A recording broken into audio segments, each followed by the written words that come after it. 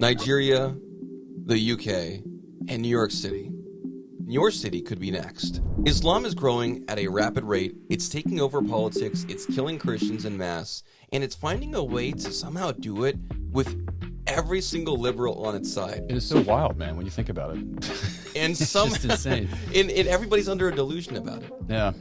What can we do to prepare for dealing with the growth of Islam in liberal countries?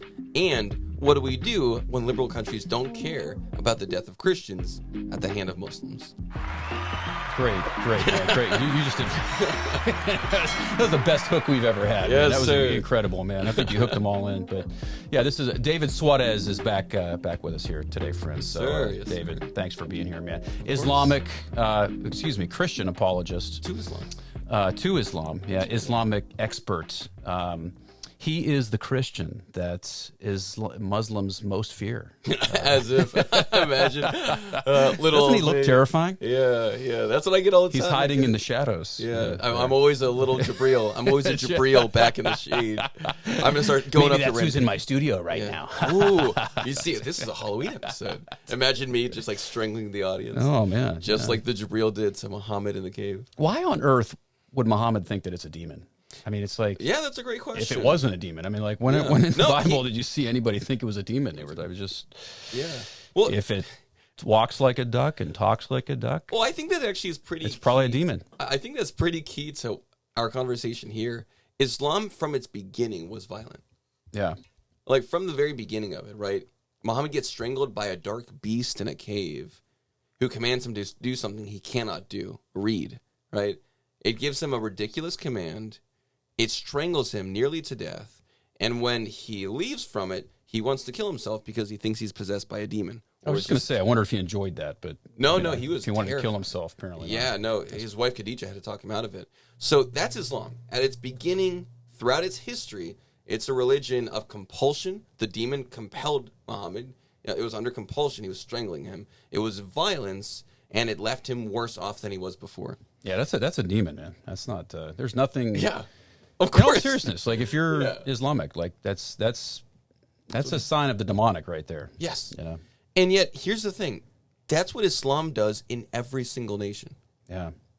In every single nation that Islam gets to, it enters in, it pretends to be something better than it actually is. It'll pretend to be angelic when it's demonic, right? Mm-hmm. It'll force, as it grows and grows and grows, it'll force the people in that nation to do something that they do not wish to do, right? To comply with Sharia law, to comply with the various parts of Sharia law, to go against, as we saw with Dearborn, Michigan, right? Where the liberal mayor and other members of the liberal government in that area allowed for more and more Muslims to flood in. But Muslims then are promoted by these liberal individuals. They're promoted and endorsed for political office. And then when the Muslims took over political office, they got rid of basically all of the liberal policy.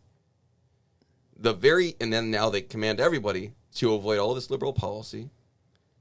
Muslims force these people who let them in to do the very thing that they don't want to do. Yeah. Just like Muhammad was forced by the angel to do a thing that he could not do. You know, right? I've seen a lot of Christian apologists lately talking about Muslims and how there's this union between the Islamic faith and today, and liberals, modern liberals. How they're kind of like tag teaming it, and but I don't really truly think it's a union. I think it's the biggest con job the Muslims have ever performed. Yeah. And brilliant. they have, if you are liberal, I want you to understand something right now. Greta Thunberg, or however you say her last name, crazy little young woman. Like, you are being duped so hard. Yeah. It is just unbelievable. You know the political And term historically? The fall will be great. It's going to be terrifying. The political term for this is actually called useful idiots. And that's not offensive. That's actually like a real political term for this. It's true. Yeah, throughout a lot of countries' history, what they do, kind of like what happened, I think it was with Iran or I'm trying to remember what happened, but the mullah was being replaced and all of the liberals and the liberal communists were being brought together to support the overthrow of the current conservative regime. Yeah. And when that regime was overthrown, the Muslims who were recruiting the liberals and communists to join in the fight against the mullah when the mullah was voted out or taken over, then the Muslims took control and seized power and then killed basically all of the liberals that got them into office. That's what is, I'm hearing that happens, even in places like Dearborn, Michigan. But now the question is, with this happening everywhere, and it is happening historically everywhere, it's happening with Zoran Momdani, who actually embodies this so well. He embodies this and now the question is Zoran Momdani a communist who is using Islam as a prop, or is he a Muslim who's using socialism and communism as a prop? We don't know, but either one's bad. Once a Muslim, always a one. I mean, it's just hard for me to understand. I've seen clips of him, and you would know more than me, David, but I've seen clips of him where he's like really talking quite a bit about Islamic takeover. No, sure, he does explicitly state that he's come to he's actually said it. No, yeah, but he also has strictly said, I have come to remake this nation in my people's image, right? Yeah, I mean, that's a pretty clear statement. And he says he's calling for greater political power of Muslims in the U.S. He says this a lot of the mosques he would visit, right? But at the same 9/11, what did he say about his aunt? Oh, well, he also says to globalize the Intifada, and 9/11's greatest issue was the fact that his aunt, which turned out to not be his aunt because an aunt didn't live in New York at the time, he lied. It was actually a cousin of his dad. There we go, right? It happens all the time. What's this? It's like an old song, isn't there? Like tequila or something like that. Let's go with tequila. Yeah, basically. That's great. That'll be like That's our so new real. thing. That's so accurate. I can see a title screen. Whenever we catch him in a lie. Tequila! Tequila! It's so accurate. I'm just learning, guys. Yeah, it's true. And yet, you know what's sad is that it's legit, because then you know what he did a couple days ago? He went at 1 or 2 a.m. to a gay bar.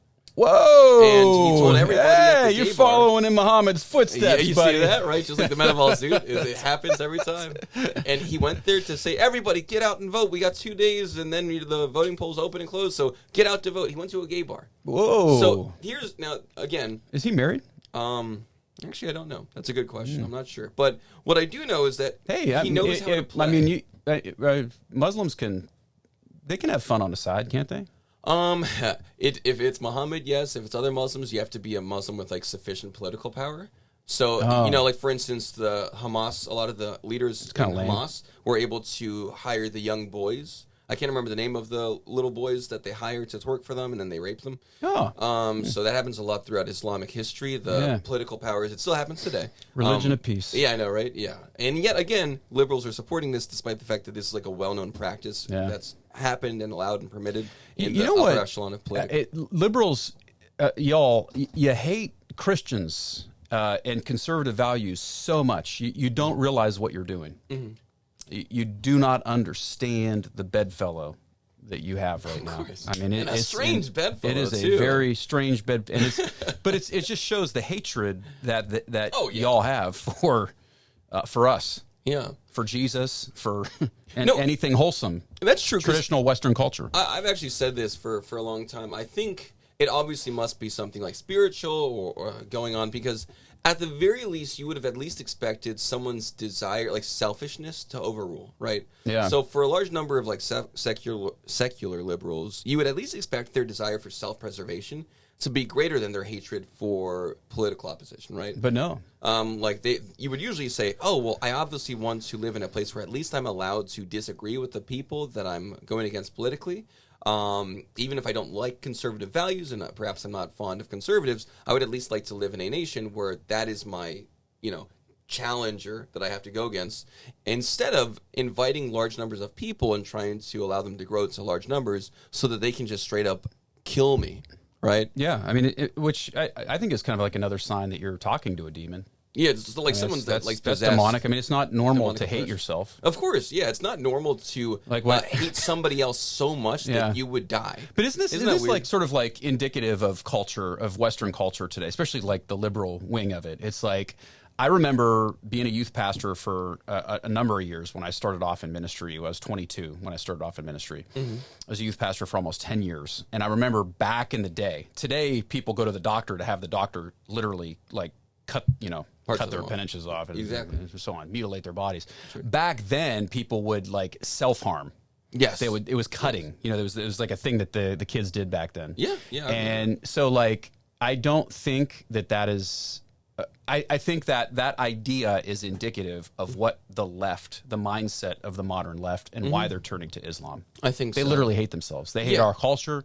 They hate everything we come from. Let me give a really good example of this that just happened yesterday and this morning. So Donald Trump had recently made very clear statements about having sanctions against Nigeria because of the massive, massive genocide against Christians in Nigeria. Yeah. Which, by all standards and accounts, for all the liberal people in America who have been saying no to genocide, in like Gaza and with Hamas and all that, you would expect liberals who have been against genocide this entire time, so-called genocide, to then hop on board. The left won't admit it. I just watched this horrendous CNN video on that today. Actually, and they won't even call it genocide. Of course they won't, right? It's unbelievable. But it's horrible because all of the evidence is that for the past 20 years, and especially lately, there's been a massive, massive ramp up in specific Nigerian Christian targeting happening by Muslims out in Nigeria. And Donald Trump calls this out for what it is. This is well known. There's tons and tons of people dead. Well, it's obvious. I mean, we can all see the videos now. You are a total liar if you're saying anything else. And also news reports and headlines, right? We see that there's very clear recordings of a Christian genocide happening in Nigeria. But when Donald Trump calls out this Christian genocide and says, I'm going to have sanctions, Nigeria, guns your government. Yes, he did. Yeah, he did. He said, like, I love it. If you don't fall back, then we're going to go in guns blazing. And isn't this honestly like, David, isn't this like, I was just talking to somebody yesterday, vengeance is mine, saith the Lord. Yeah.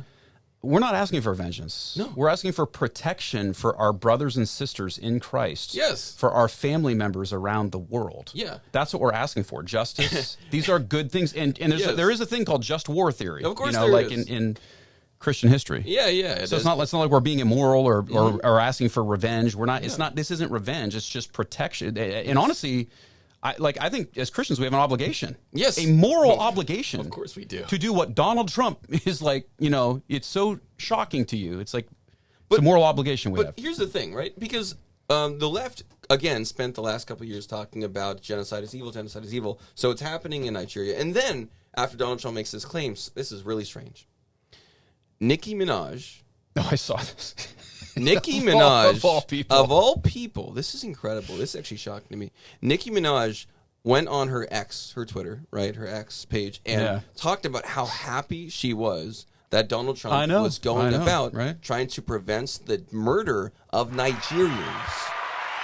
The genocide of Nigerians. Those applause were intentional. Amen. Because it's a good thing. Like, Nicki Minaj, of all the celebrities, what a weird timeline we live in, is the one who actively decided to set out and say, this is a good thing. And then we had another Congress person say, thank you, Nicki Minaj, for being an active person trying to support it. And then she said, my pleasure, or something like that, to a active congressman. And then it was like the weirdest, most interesting interaction. Yeah. But you know what happened? People immediately start canceling her, attacking her, berating her for her saying genocide's bad. We shouldn't kill Christian Nigerians. Nigerians are being killed, and apparently, the only time it matters, it's not if they're black, because Nigerians are clearly black. Where's all the BLM people? Exactly. Right now? Where are all the Black Lives Matter people talking about the straight up murder of Nigerians? We're the ones now saying Black Lives Matter. Yes, yes, literally, yes. And yet it doesn't matter, right? For the Gaza movement that was supposed to be all about anti-genocide, now they won't say a single thing. Yeah. About what's happening the in LGBT Nigeria. people, where are y'all? Where are y'all? Exactly. Where are y'all? Nobody talking about Palestine. What about Nigeria? What about Sudan? What about Syria? Yes. What Christians? People who built the world you live in. Yes. But again, be a little more grateful. Again, it's like JD Vance. Say thanks, right? say thank you. But even with all of this, the perhaps one of the most upsetting parts of this is that you actually see such large numbers of people, like such massive numbers of people. Demons can possess a lot of people, man. Yeah, apparently there's strongholds. There's legion, like massive numbers of people being taken over, and saying it's not a genocide, or well, you shouldn't be talking about that one because there's still one going on in Gaza. And I'm like, wait a second, hold up, wait a second. Number one, whatever's happening in Gaza, you can have issues with it if you want to, but it's one of the only quote-unquote genocides in human history where the population of people in Gaza has actually been increasing during the genocide. Yeah. Which, by the way, is the opposite of a genocide. So either, whoever you think is causing this genocide in Gaza, Right. they're so incompetent that they're failing at it. And so they have an increased birth rate during a genocide. Kind of crazy.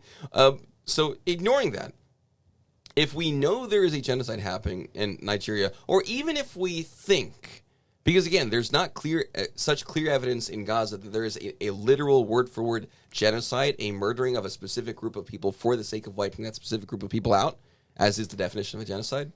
There's not even good evidence that that's happening in Gaza, and yet people are rallying behind it. It's not. If there's anybody doing that, it's Hamas. Of course, because they're the ones doing it. And we've seen even after the videos. Ceasefire. I mean, they didn't take that seriously.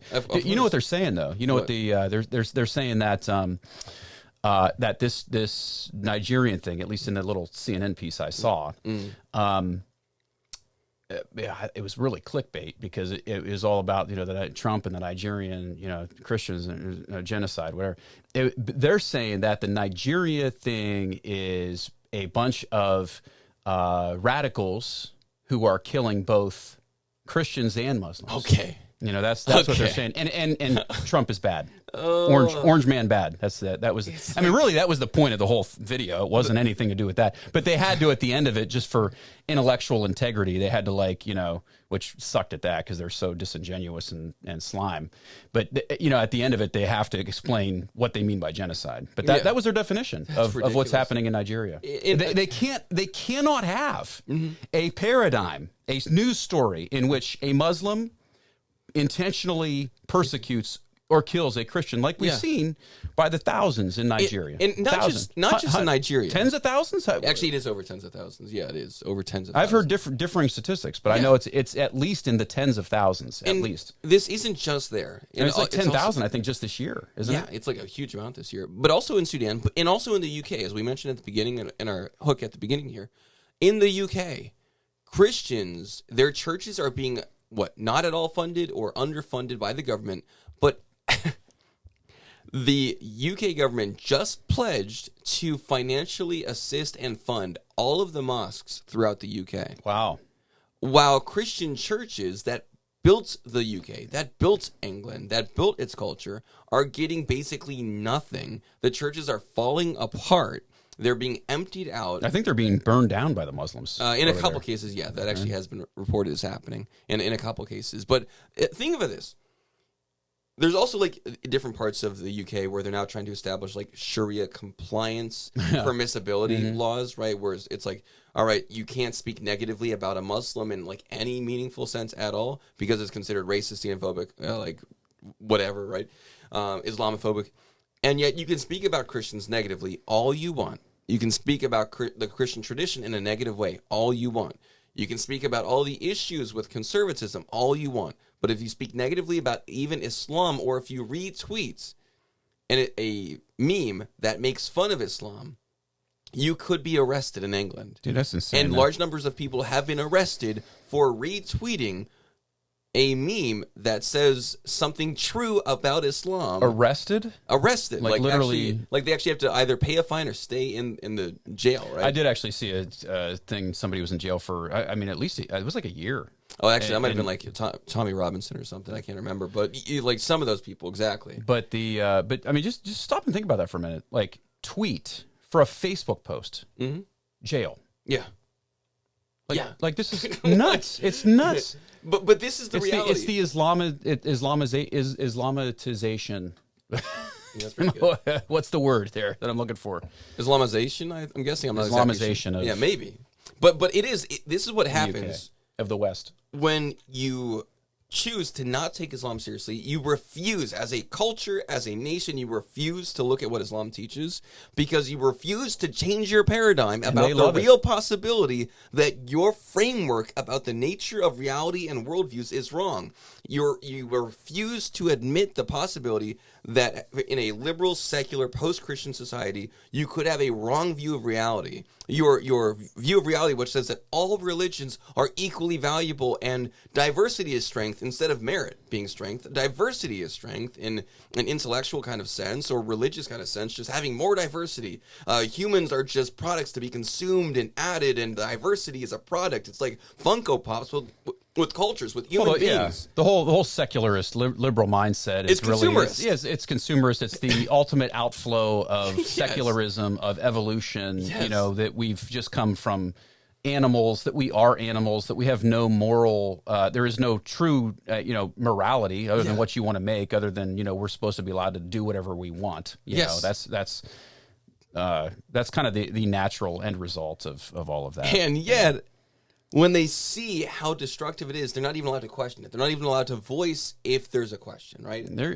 in for a rude awakening, man. Yeah, but with all this stuff, I mean, it's damaging these because liberals. There's no way to warn them because they vote for individuals into their government who prevent them from speaking out against it. Strange I think there are bedfellows. actually liberals in the UK who are recognizing the danger, not just from the fact that now in London, there is at least one rape called in every hour to the police in London, UK, because of the large number of Pakistani rape gangs and the fact that a vast majority of, a disproportionate number of the rapes happening in the UK have been by these, Islamic groups being brought in. Just statistically, it's, disproportionate. And so what you're looking at... I've seen a lot of former Muslims... admitting this too. I mean, this isn't just of course, white people talking about. No. I mean, even if I was white, but and I'm not white, you but could be whatever you want. Exactly. Man. Who knows? I can identify as whatever I wanted to if I wanted to, man. It's great. It's true. I could if I wanted to. It's the world I live in. I get to call myself whatever. Maybe I'm Greek. Who knows? What is? Yes. Maybe that's a Pakistani name. I don't know. So I've been mistaken for a Pakistani by a lot of Muslims. You can never tell. Well, I think I asked you the first time I met you. Yeah. And I get it. But it had to do with a statement that you made. That had nothing to do with your skin going color. to the mosque. Yes. Why you went to... So I thought maybe you were a former Muslim. So that'd be a cool testimony. It was because of what you said, though, not because of your skin color. Yeah. But in all this, Islam just gets into a place and it starts quiet at first because it knows the culture it's infecting. It really does. Islam... Oh, they're loving it, man. No, they're brilliant. If you walked in and you saw a bunch of people this stupid... it would be like, man, I could do whatever I want exactly. here. For the most basic, opportunistic instinct that human beings do have. Obviously, we don't want to do that. I mean, no, of course. I'm just talking about natural human impulse for a second, not the... In Islam, the Christian ethic is to do the opposite. It's to do what's, to live vicariously and in a positive and truthful way. Intrinsically. Yeah. Now... if you see all of this happening, what can you actually do as a Christian, right? Why is it so important right now, be it the genocide of Christians in Nigeria, the overtake of the UK, the destruction of Dearborn, Michigan by Muslims, Zoran Momdani in New York City, which is one of the major economic centers of the U.S., and also one of the major immigration centers of the U.S. there'll be another feather in the Islamic cap, man. They get New York City. Yeah, right? Think about that. That's huge, right? That's like getting Boardwalk on Monopoly, right? Yeah. That's a super huge piece. And so... What's happening is people are allowing Muslims in because they refuse to learn about Islamic beliefs. And they also refuse to learn about, communistic outcomes historically.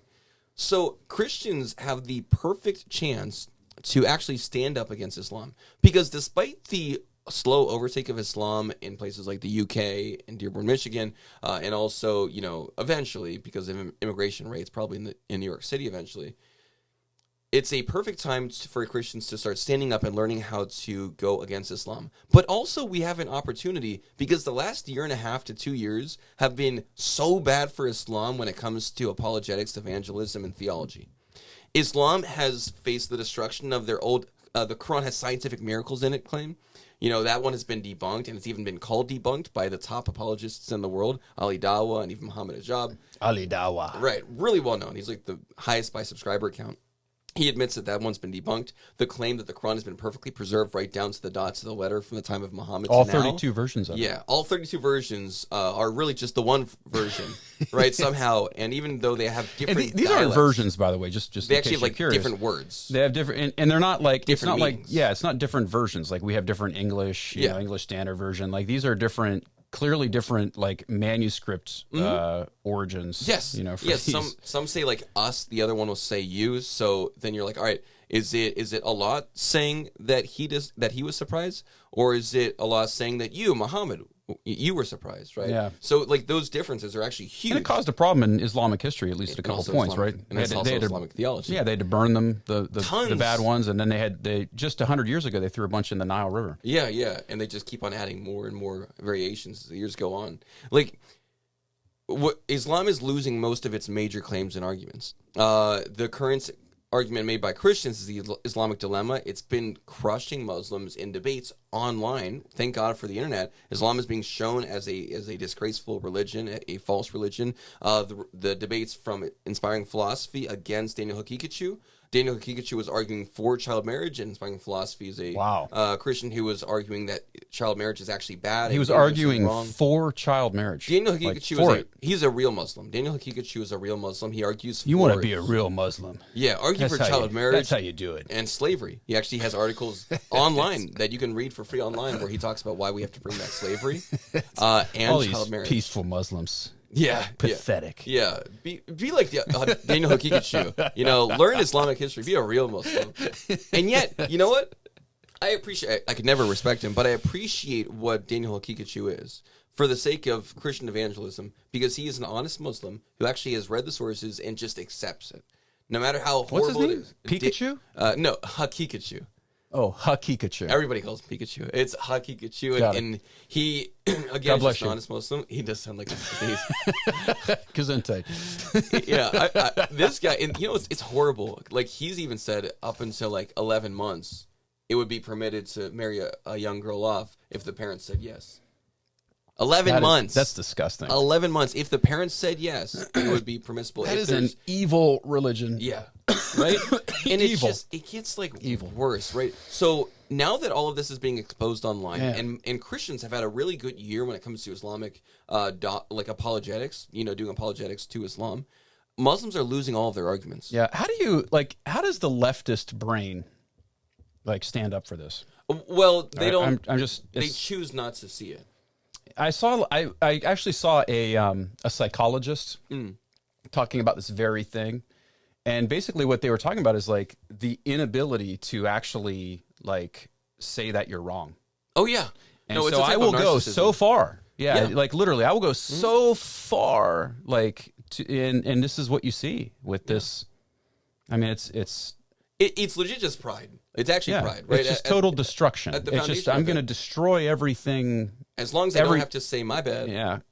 Right? Because it's everybody else who has to say sorry, right? You're all colonizers. You're all the patriarchs. You're all the ones who have power and are in control. You're the ones who can be racist. You're the ones who can be transphobic. You're the ones who can be Islamophobic. You're the ones who have this essential intrinsic quality of wrongness. So you're the ones that have to say sorry, not us. Can we do a future video where we explain Christianophobia? Oh yeah, of course. Can we do? Because I think that's very well documented. Yeah, we totally could. We need to. I haven't really heard it explained, but I don't know if we just made a new word. But I think we need to really unpack that. Yeah, that's horribly violent. It's very upsetting. So we totally can. It's a historical thing, man. Mm-hmm. Yeah, and again, it's what happened. Christianophobia. When the Romans had it. Yes, they killed a bunch of them. Yeah. I mean, the Protestant reformers, they were Christianophobia'd. Mm-hmm. Yeah, the Ottomans. The Ottomans really, they were really Christianophobes. Yes, yeah. And there's a lot of them today. All these Mamdani's a Christianophobe. Mm-hmm. Justin Trudeau up in Canada, that loser ex-prime minister, Christianophobe. Yep. Lots of them. It's just tons. So of course we could, but I think Christians do have on a positive note, we do have a chance to learn all these arguments and expose Muslims online, expose Muslims in public spaces, expose Islam for the falsehood that it is, so Muslims can see the truth of Christianity, right? And don't just expose Islam for the falsehood that it is. Do that, but also explain why Christianity is true. Yeah. Because again, that's a good point. What this is the big issue, and this is really important. If you just expose Islam for being wrong, a lot of Muslims will just become atheists. And what's one of the biggest issues with the UK and with a lot of other European nations and also with America today? We're developing, especially in the UK, they've developed into a post-Christian culture. Yeah. Look at what the fruits of atheism are. Yep. Secularism and atheism. It's a little bit of a revival now, though, because they're getting scared, man. It's true. It's true. Over there, it is, really. But at least a little bit. That's only after years of experiencing the poor moral, meager moral fruits of atheism. that it offers you no birth rates. It offers you no moral defense against it's other a religious systems. self-hatred, self-hating, self-loathing society. It's destructive. It kills all of your Beauty. progeny. It Yes. destroys so that you have no future. That's why we're Yes. aborting all of our babies. I don't know if I'm allowed to say aborted on YouTube or not. Oh, yeah, but, exactly. You know, we So, can you do destroy it. We can actually kill the babies, but we Yes. can't say it. Yeah, wild, right? So that's what happens. You have these societies that are essentially self-destructive, but at least they have this prideful sense that at least they're not Christian anymore, right? So what happens if you just get all these Muslims to become atheists? You actually haven't solved anything from like a cultural lens, right? Well, I would say this though. The only thing we do have a few examples, like what's the apostate prophet's name? Reed Vaughn. Yeah. Mm-hmm. He became an atheist first. It was like a stepping stone. I almost think like a lot of Muslims, they don't like Christianity. I mean, and there's that huge stigma. Like it seems like. Could that be a stepping stone, maybe? No, I mean, yes, like for Muslims. Trust me, I'm not saying. I'm not saying I want anybody to be an atheist. Yeah. It's stupid to be an atheist. But like, it could be a stepping stone. Obviously, yes. By the power of God, anything could be a stepping stone. By the power of God, atheism, agnosticism, any of those can be a stepping stone.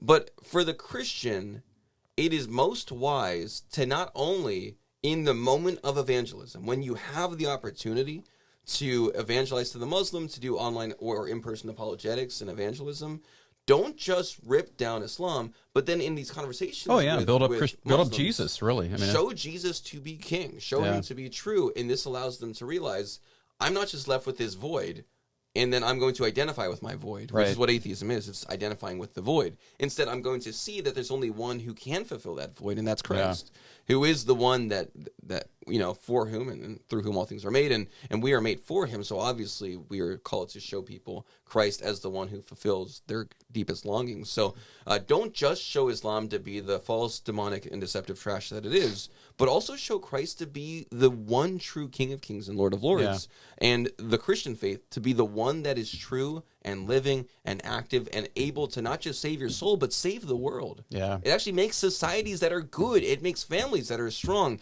It allows people to pursue peace rather than destruction. It allows people to produce life instead of killing it. It allows stability, peace, and the pursuit of holiness. Yeah. I think one of the hardest things to really get across to people is personal responsibility. Yes. This is something that we are not afforded the luxury of these kinds of existential threats to our civilization being an ocean away anymore. Yeah. We just aren't. Here. It's literally here. It's in our backyard. They're the mayors of our cities now, this kind of stuff. So it's like Christians still have the numbers in the West. We just refuse to do anything about it. We just don't. So it's like, we don't do anything exactly. with So it. I mean, like from a ridiculous. pastoral perspective, I know I'm constantly struggling. Like whether it's in communicating to congregations, like the idea of personal responsibility in evangelism. Yes. Churches don't just grow because of a good preacher or because of like a good worship team. That's not the only reason that they grow. They grow because of a culture that people have, an enculturation of evangelism, a spirit of self-sacrifice. Like if you look at the early church, these were the reasons that Christianity very quickly took over the Roman Empire in its heyday. Yes. Like this is the reason. And so Christianity hasn't changed. Jesus hasn't changed. Like you have a personal responsibility. Vote, speak with your mouth, use social media, use whatever God has given you to challenge this stuff. And anybody can do it. You have to. Pray. I mean, be praying against these demonic forces that want to take over your city. Amen. And your family, and your nation, and your church. They want to take over it all. And on that point, just to read scripture that I think is one of the most important things to read right here. Yeah, you take us home, man. This is a command from our Lord. Remember, it was great to gospel with you. Oh, that's right. It was great to gospel. That's right. So just a quick command from our Lord. Not a recommendation, a command. All authority has been given to me in heaven and on earth. Go therefore and make disciples of all the nations, baptizing them in the name of the Father and the Son and the Holy Spirit, teaching them to observe all that I commanded you. And lo, I am with you always, even to the end of the age. And as always, it was great to gospel with you. Boom.